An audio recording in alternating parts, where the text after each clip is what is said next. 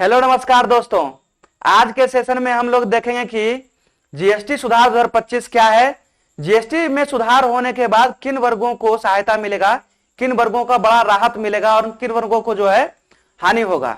हम लोग इसमें देखेंगे पहले कि जीएसटी क्या है, जीएसटी को लाने में सरकार को जो है जरूरत क्यों पड़ गया, जीएसटी में सुधार करने का जरूरत क्यों पड़ गया और किस प्रकार का सुधार किया जाएगा। इन सभी बातों का चर्चा आज के वीडियो में करेंगे।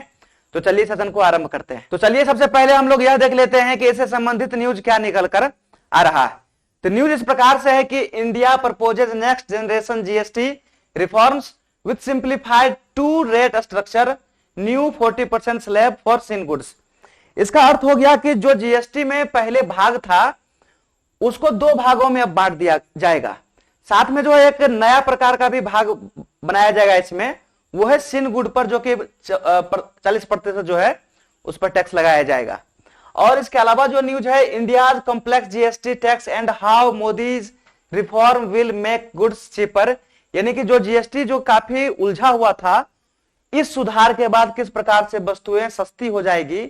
इन सभी बातों को लेकर जो है सरकार चाह रही है कि जीएसटी में सुधार लाया जाए। तो चलिए सबसे पहले हम लोग यह जान लेते हैं कि जीएसटी क्या है। जीएसटी एक गुड्स एंड सर्विस टैक्स यानी कि वस्तु और सेवाओं पर लगने वाला एक कर है, जो कि एक इनडायरेक्ट टैक्स होता है। इसके अलावा जो हम यह देख सकते हैं जीएसटी के बारे में कि जीएसटी का जो घोषणा था वो 2017 में किया गया था और उस वक्त इसको 5 भागों में बांटा गया था। पहला भाग था 5% वाला, फिर 12%, 18%, 28% और फिर एक था शेष।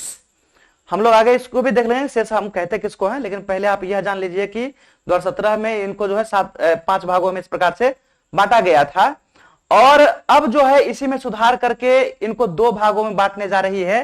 साथ में एक 40% का और भाग जो है इसमें जोड़ा जाएगा, जो कि सिन गुड पर जोड़ा जाएगा। तो सिन गुड किसको कहते हैं और किस प्रकार से सुधार किया जाएगा, इन सभी बातों का हम चर्चा करेंगे आगे। अब यह सवाल उठता है कि जीएसटी में सुधार लाने का जरूरत क्यों पड़ गया। तो जो अभी हम देखें कि शेष एक प्रकार का टैक्स है, इसको 2026 तक जो है इसको समाप्त कर दिया जाएगा। ऐसा जो है जब 2017 में जीएसटी लागू किया गया था उसी वक्त जो है यह घोषणा किया गया था कि 2026 में जो है शेष की प्रक्रिया को हटा दिया जाएगा। शेष हटाने के बाद क्या होगा कि जो सरकार के पास में रेवेन्यू आता है, टैक्स लेने के बाद जो पैसा जमा होता है सरकार के पास में, उसमें कमी देखने को मिल जाएगा, क्योंकि एक टैक्स जो है कुछ दिनों के बाद हटने जा रही है। तो इसी को देखते हुए सरकार चाह रही है कि जीएसटी में ऐसा सुधार किया जाए ताकि लोगों को वस्तु खरीदने में या कोई बिजनेस करने में भी कोई उसको रुकावट ना हो और साथ में उसके पास में जो है इतना धन बच जाए कि वो बिजनेस कर पाए।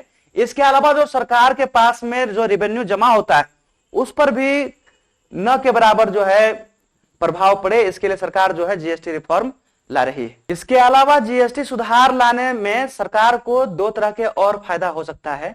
एक फायदा तो है पॉलिटिकल फायदा का मतलब है कि जो सरकार बनती है वो किस प्रकार के लोगों के वोटों से बनता है।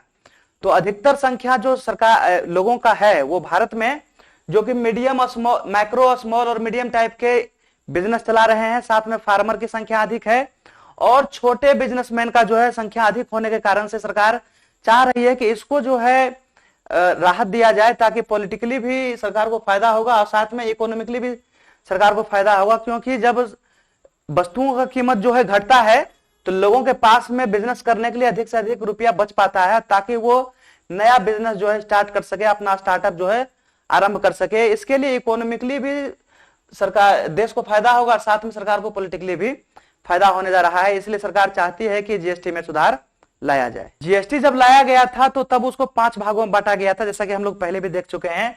5%, 12%, 18%, 28% प्लस में शेष। तो हम यहाँ पर पहले समझते हैं शेष थोड़ा क्या है। शेष जो एक एडिशनल टैक्स है कलेक्टेड फॉर स्पेसिफिक पर्पस। इसका मतलब हुआ कि शेष एक उपकर हम कह सकते हैं, यानी कि किसी व्यक्ति के ऊपर जो है आयकर लग रहा है, इनकम टैक्स लग रहा है, तो सरकार किसी विशेष कामों को पूर्ण करने के लिए उसके ऊपर जो है कुछ और टैक्स जोड़ दिया जाता है, इसको हम लोग शेष कहते हैं। और शेष जो है 2026 मार्च तक जो है समाप्त होने वाली है। इसीलिए सरकार के पास में जो रेवेन्यू आना है वो उसकी संख्या जो है उसकी मात्रा जो है कम हो जाएगा। इसीलिए सरकार चाह रही है कि जीएसटी में सुधार लाया जाए ताकि सरकार के पास जो टैक्स आता है उसमें भी कमी ना हो और साथ में जो लोग वोट देकर सरकार बनाती है उसको राहत दिया जाए। अब हम लोग यह देख लेते हैं कि सरकार को जीएसटी में सुधार जो कर रही है वो किस प्रकार से करेगी। तो हम यहां देख सकते हैं कि जो 5 स्लैब था, 5%, 12%, 18% और 28%, उसमें से 28% वाला जो स्लैब था उसको घटाकर जो है सरकार 18% करने जा रही।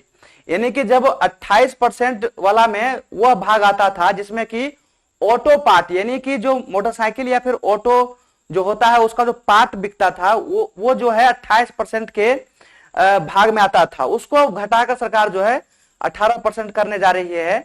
उसके अलावा जो 12% वाला भाग था उसको हटाकर सरकार जो है 5% करने जा रही है। तो हम इसको ऐसा देख सकते हैं कि जो 12% में था उसमें भाग आता था प्रोसेस्ड फूड का, यानी पैकेट फूड का। जो पैकेट वाला फूड है वो 12% के स्लैब में आता था पहले, अब उसको 5% करने जा रही है। तो हम यहां पर देख सकते हैं कि जो 28% जहां पर लगता था पहले टैक्स, वहां पर जो है 18% लगेगा। तो इससे क्या होगा कि व्यक्ति जो है गाड़ी अधिक से अधिक खरीद पाएगा, और अधिक से अधिक गाड़ी खरीद पाएगा तो जो ऑटोमोबाइल कंपनी है उसको फायदा होगा, और इससे जो है बेरोजगारी भी धीरे धीरे खत्म हो सकता है, क्योंकि वहां पर काम की संख्या जो है बढ़ जाएगा। इसके अलावा जो 12% था प्रोसेस्ड फूड में, यानी कि जो भी फूड होता है जो कि पैकेट फूड होता है वो घटकर जो है 5% करने जा रही है सरकार, ताकि जो है अधिक से अधिक लोग कंज्यूम करे।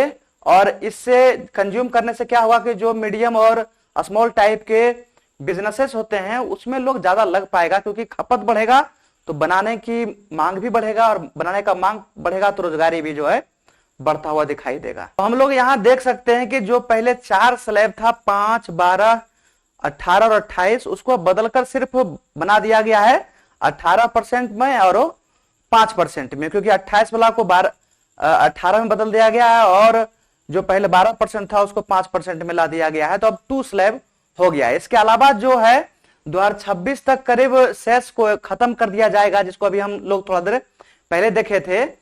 तो सरकार के पास रेवेन्यू को कमी ना हो, इसके लिए एक चीज सरकार कर रही है जो कि है 40% का जो है सिन गुड पर लगाया जाएगा। तो सिन गुड पहले किसको कहते हैं? वैसा वस्तु जो कि काफी महंगा हो, जो कि मीडियम और जो स्मॉल बिजनेसमैन होता है उसमें उसको जरूरत ना पड़े, यानी महंगी कारें, या फिर वैसा चीज जिसको खाने से जो है स्वास्थ्य में हानिकारक हो सके, तो उन चीजों को हम लोग सिन गुड कहते हैं। जैसे कि तंबाकू, सिगरेट्स, पान मसाला, अल्कोहल और लग्जरी कार्स। जो लग्जरी कार्स होते हैं ये भी सिन गुड में रखा गया है।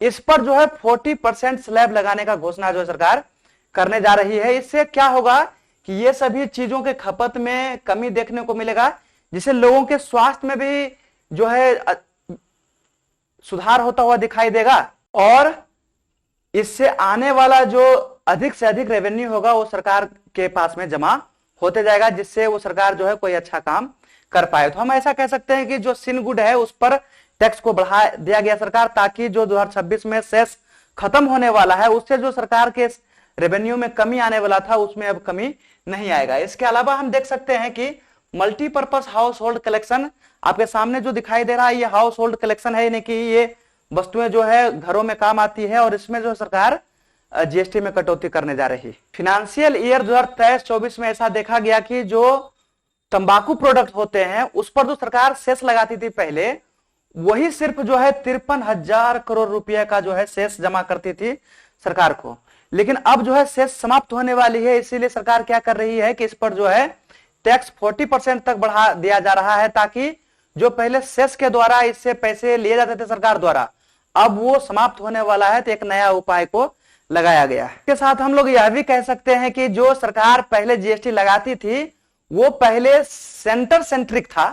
सेंटर सेंट्रिक का मतलब हो गया कि रेवेन्यू सेंट्रिक था पहले, यानी कि सरकार चाह रही थी कि अधिक से अधिक इससे रेवेन्यू यानी टैक्स वसूला जाए जीएसटी के सहायता से। लेकिन अब सरकार जो है इसको बदलकर कंज्यूमर सेंट्रिक करने जा रही है। कंज्यूमर सेंट्रिक का मतलब है कि लोगों के खर्चे को ध्यान रखते हुए जो है जीएसटी में सुधार करने जा रही है। पहले सरकार चाहती थी कि अधिक से अधिक टैक्स हमारे पास जमा हो जाए, लेकिन अब सरकार चाह रही है कि कंज्यूमर के हिसाब से जीएसटी को कम किया जाए, ताकि लोग जो है अधिक से अधिक सामान खरीद पाए, जिससे जो है अधिक से अधिक कंपनियां जो है उसमें बनाए वस्तुओं को, और अधिक से अधिक वस्तुएं बनेगा तो धीरे धीरे जो है रोजगार का स्तर भी जो है, बेरोजगारी का स्तर जो है धीरे धीरे नीचे की ओर जाएगा।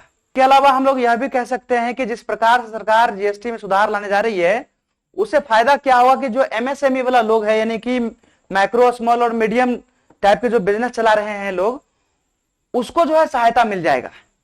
क्योंकि वस्तुओं का जो है कीमत कम होगा तो लोग अधिक वस्तु खरीदेगा, तो जो माइक्रो, स्मॉल और मीडियम बिजनेसेस में वस्तुएं बनाई जा रही है उसकी खपत बढ़ेगा, और खपत बढ़ेगा तो इसका इनकम जो है अपने आप बढ़ता हुआ दिखाई पड़ जाएगा। इस सुधार के बाद ऐसा देखने को मिल सकता है कि जो हाउस होल्ड है, जो घर जो व्यक्ति है, वो अपने इनकम में 5 से 7% जो है बचत करता हुआ दिखाई दे सकता है। जो पहले सालों में जितना लोग बचत कर पाता था उससे करीब 5 से 7% अधिक इनकम जो है लोग अपने पास बचा पाएगा यदि जीएसटी में सुधार हो जाए। यदि जीएसटी में सुधार करके वस्तुओं की कीमत कम किया जाता है तो फिलहाल थोड़ा दिन के लिए जो है भारत के जीडीपी में अंतर दिखाई दे सकता है, यानी कि 0.5 से 0.7% का गिरावट जो है जीडीपी में देखने को मिल सकता है। हम ऐसा कह सकते हैं कि 0.5 से 0.89% तक जो है जीडीपी घट सकता है भारत का, तत्कालीन रूप से ऐसा दिखाई दे सकता है, लेकिन लंबे समय के लिए काफी फायदेमंद होगा। क्योंकि जैसे ही जीएसटी में सुधार होगा, लोगों के पास खास करके माइक्रो, स्मॉल और मीडियम टाइप के लोगों को जब फायदा होगा तो अपने आप जो है रोजगार और धीरे धीरे अर्थव्यवस्था बढ़ता हुआ दिखाई देगा। यदि इसमें एक चीज और फायदा होगा कि यदि अधिक टैक्स रहता है तो लोग चाहता है कि अपने धन को जो है छुपा ले ताकि जो उस पर टैक्स न देना पड़े। लेकिन यदि टैक्स का कमी होगा तो लोग जो पहले धनों को छुपा लेते थे क्योंकि उसको टैक्स न देना पड़े, अब जो है आसानी से लोग टैक्स भर पाएंगे, क्योंकि टैक्स का जो मात्रा होगा वो थोड़ा सा होगा, लेकिन सरकार के पास जो रेवेन्यू जमा होगा उसमें कमी देखने को थोड़ा सा ही मिलेगा। लेकिन धीरे धीरे इसमें भी सुधार देखने को मिल जाएगा, क्योंकि जैसे ही इन लोगों का बिजनेस बढ़ेगा तो इसकी संपत्ति बढ़ेगा, तो क्या होगा कि संपत्ति बढ़ेगा तो धीरे धीरे जो टैक्स का मात्रा है वो भी बढ़ जाएगा। लेकिन अब अभी क्या होता है, इससे पहले क्या हो रहा था कि इन लोगों के पास पैसों की कमी था और टैक्स इतना ज्यादा हो जाता था कि मान लेते हैं कोई व्यक्ति कुछ रुपया जो है कमाया है बिजनेस से, तो वो उसमें से कुछ ही मात्रा को सरकार को दर्शाता था कि इतना ही हम कमाए हैं, क्योंकि अधिक पैसों को यदि ये दर्शाता तो जो है अधिक टैक्स इसको देना पड़ता। तो इस प्रकार से हम कह सकते हैं कि जीएसटी रिफॉर्म से जो टैक्स का चोरी हुआ करता था उसमें भी सुधार देखने को मिल जाए। इन टैक्स सुधारों से कुछ राज्य जो है नाराज भी है, महाराष्ट्र, कर्नाटका और साथ में तमिलनाडु जैसे राज्य जो है इसका विरोध भी कर रहा है, क्योंकि सरकार चाहती है कि जीएसटी जो काउंसिल होता है वो चाहता है कि 50% सेंटर के पास जो है टैक्स का रुपया हो और 50% जो है स्टेट के पास में हो, या फिर हम ऐसा कह सकते हैं 50% जो है स्टेट और सेंटर के पास में टैक्स वसूलने का अधिकार हो। लेकिन ये जो राज्य है महाराष्ट्र, कर्नाटक, तमिलनाडु, ये विरोध इसलिए कर पा रहा है क्योंकि इन देशों का जीडीपी जो है, इन राज्यों का जीडीपी जो है अन्य राज्यों की तुलना में अधिक है। जब 50-50 कर दिया जाएगा तो ये राज्य जो है अधिक टैक्स केंद्र के पास पहुंचाएगा, जबकि अन्य राज्य जिसका जीडीपी बहुत नीचे है वो कम टैक्स को जो है वहां पर पहुंचाएगा। इसीलिए ऐसे राज्य जो है इन सुधारों को जो है खारिज कर रहा है, उसका विरोध कर रहा है। में हम लोग यह भी कह सकते हैं कि जो पहले 1 नेशन 1 स्टेट की बात जो हुआ करता था उसमें कमी देखने को मिलेगा, क्योंकि यहां पर टैक्स उन व्यक्तियों को कम देना पड़ रहा है जो कि हाउस होल्ड यानी कि मीडियम, स्मॉल और माइक्रो टाइप के बिजनेसेस चलाते हैं, उस पर जो है टैक्स की मात्रा को कम कर दिया जा रहा है। तो जो यह भावना था 1 नेशन 1 टैक्स, इसमें जो है कमी देखने को मिलेगा। तो चलिए सेशन को यहीं पर समाप्त करते हैं, और इसी प्रकार के कोई और न्यूज आता है तो हम आपके सामने फिर से हाजिर होंगे। धन्यवाद।